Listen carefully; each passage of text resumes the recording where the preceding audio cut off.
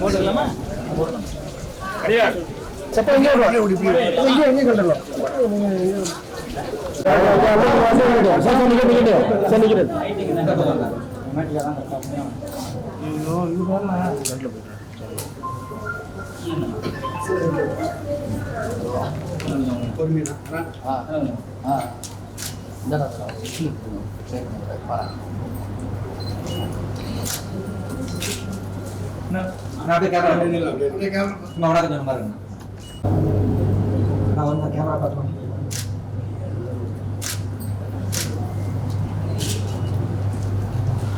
அனைவருக்கும் வணக்கம். இதய தெய்வம் புரட்சித் தலைவர் எம்ஜிஆர் அவர்களை எல்லோரும் சின்னவர்னு சொல்லுவாங்க. அதே மாதிரி இன்றைக்கி தமிழ்நாட்டில் மட்டுமல்ல, உலகத்தமிழர் அனைவரும் செல்லமாக சொல்லக்கூடியவர் நம்முடைய ஐயா சின்னையான்னு சொல்லுவாங்க. பத்திரிகை துறையில் மிகப்பெரிய ஜாம்பவான், பத்திரிகை துறைக்கு எஜமானே சொல்லலாம். இன்றைக்கி உலகம் பூரா தமிழ் பேசுகிறோம், தமிழ் நல்லா படிக்கிறோம்னா அதுக்கு முதல் காரணம் ஆரம்ப காலத்தில் தினத்தந்தி பேப்பர்னு சொல்லுவாங்க. அது இன்றைக்கும் அப்படி தான் இருக்குது. இன்றைக்கி பத்திரிகையோட விஸ்தரித்து எவ்வளோ போனாலுமே பத்திரிகை துறைக்கு சின்ன அவர்கள் எஜமானே சொல்லலாம்.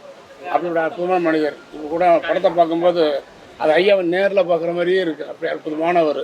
பத்திரிகைக்குன்னு இப்படி வாழ்க்கையை அர்ப்பணித்து நாட்டு மக்கள் வாழ்ந்தவர்.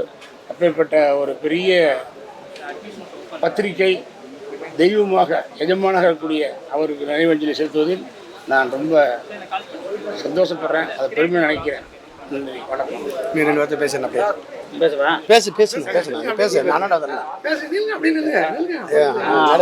வணக்கம். அண்ணன் சொன்ன மாதிரி பத்திரிகை உலகின் தந்தை அப்படின்னு சொல்லுவாங்க.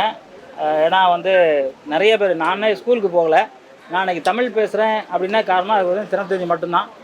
அது மட்டும் இல்லை, எங்கள் கூட நடிக்கிற நடிகர் இந்தியிலேருந்து வந்திருப்பாங்க, மலையாளத்தில் வந்திருப்பாங்க, கர்நாடகாவில் வந்திருக்காங்க. அவங்க அத்தனை பேரும் தமிழ் கற்றுக்கிட்டாங்க. அதுக்கு ஒரே காரணம் தினத்தந்தி. ஐயாவுக்கு நிறையா பெருமை சேர்க்கணும். இப்போ பார்த்தீங்கன்னாக்க வெள்ளைக்காரனுக்கும் வேறு யாருக்கும் சிலையெல்லாம் வைக்கிறாங்க ரோட்டில். ஆனால் ஐயாவுக்கும் அது மாதிரி மவுண்ட் ரோட்டில் ஏன்னா தமிழை கற்றுக் கொடுத்த ஒரு தலைமகன்.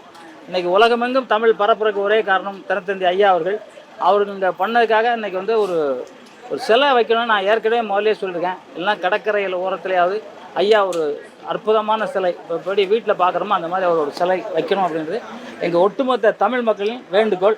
அது அரசாங்கம் அதை செய்யணும்னு நினைக்கிறேன். நன்றி, வணக்கம். ஐயா, இசையமைப்பாளர் இளையராஜா பல படங்களில் பணியாற்றிருக்கீங்க. அவர் பாடலை அனுமதியின்றி பயன்படுத்தக்கூடாது நீதிமன்றத்துக்கு போகிறாங்க. அந்த செயலை எப்படி பார்க்குறீங்க? ஆனால் நாங்கள் தயாரிப்பு நிறுவனத்தின் முறைப்படி வாங்கிட்டு தான் பயன்படுத்துகிறாங்க.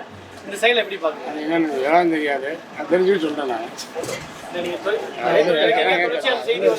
மஞ்சுகள் பாய்ச்சி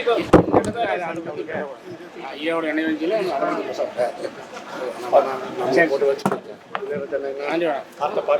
பத்மஸ்ரீ ஐயா சிவந்தி ஆதித்யநாதருடைய நினைவு தினம் என்று.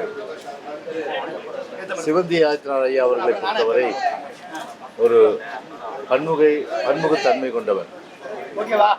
குறிப்பாக ஆன்மீகம், விளையாட்டுத்துறை, பத்திரிகை துறை, அவர் தேர்ந்தெடுத்த துறைகளிலே முத்திரை பதிக்கக்கூடிய வகையிலே பல்வேறு ஒரு சிறப்பான ஒரு செயல்களை ஆற்றி சமுதாயத்தில் இன்றும் அவருடைய புகழ் போற்றப்படக்கூடிய வகையில் உள்ளது என்பதை நாம் நினைக்கும் போது,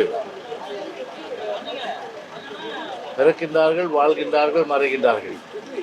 ஆனால் பிறந்து வாழ்கின்ற இந்த நாட்டிற்கு, சமுதாயத்திற்கு நாம் என்ன செய்தோம் என்ற அடிப்படையிலே ஐயா பத்மஸ்ரீ சிவந்தி ஆதித்யநாத் அவர்கள் தன்னுடைய வாழ்நாளில் முத்திரை பதிக்கக்கூடிய வகையில் பல்வேறு சாதனைகள் புரிந்ததன் அடிப்படையிலே, குறிப்பாக விளையாட்டுத்துறை என்று எடுத்துக்கொண்டால் அவர் இந்திய ஒலிம்பிக் சங்க தலைவராகவும் அதே போன்று இந்திய கைப்பந்து சங்க தலைவராகவும் இருந்து விளையாட்டுத் துறைகளை ஊக்கப்படுத்தியவர்.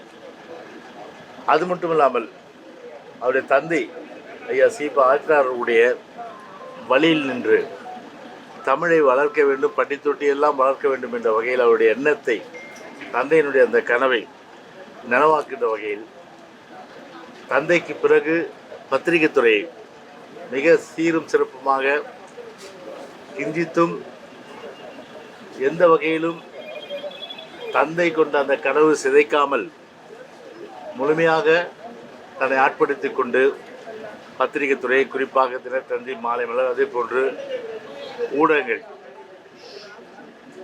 தமிழை வளர்க்க வேண்டும் என்ற அந்த ஆர்வத்தோடு, அந்த தமிழ் பற்றோடு தமிழை வளர்த்தவர் பத்மஸ்ரீ ஐயா சிவந்தி ஆதித்தனார் அவர்கள். எனவேதான் அவருடைய அந்த நினைவை போற்றுகின்ற வகையில் அனைத்து இந்திய அண்ணா திராவிட முன்னேற்ற கழகத்தின் சார்பில் இன்றைய தினம் அவருக்கு நினைவஞ்சலி செலுத்தப்பட்டது என்பதை தெரிவித்துக் கொள்கின்றேன்.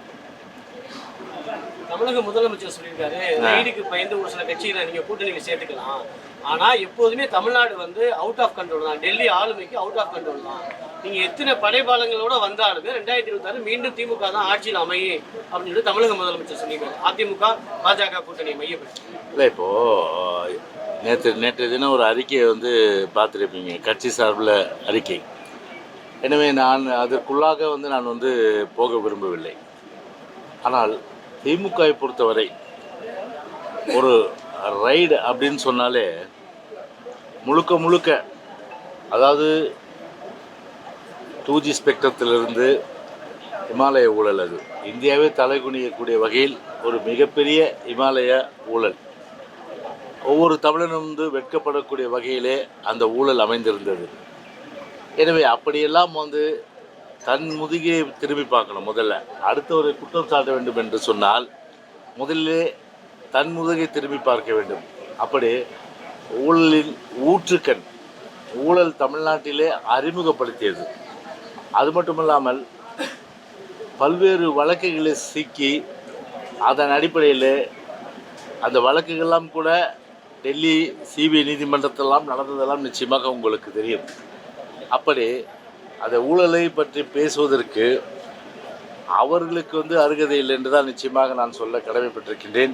காரணம், ஊழலுடைய ஊற்றுக்கண்ணே, ஊழலை தமிழ்நாட்டில் அறிமுகப்படுத்தியது திரு மு கருணாநிதி ஆட்சி காலத்திலும் சரி, அதன் பிறகு தொடர்ச்சியாக இன்றைக்கு ஸ்டாலின் ஆட்சியிலும் சரி, ஊழல் கொடி உச்சக்கட்டத்திலே பறக்கின்ற அந்த சூழலை இன்றைக்கு உலகம் முழுவதும், தமிழ்நாட்டில் மட்டுமல்ல இந்தியா முழுமையும் ஊழல் கொடி உச்சக்கட்டத்திலே பறக்குதுன்னு சொன்னால் அது திராவிட முன்னேற்ற கழக இந்த ஆட்சியினுடைய ஊழல் கொடி, இந்த திமுகவுடைய ஊழல் கொடி என்பதுதான் தெரிவித்துக் கொள்கின்றேன். மற்ற கேள்வியெல்லாம் நேற்று தின அறிக்கை இருக்கு இல்லையா, அதை படித்து பாருங்கள், அதன் அடிப்படையில் தான் நான் சொல்ல முடியும். ஓகே,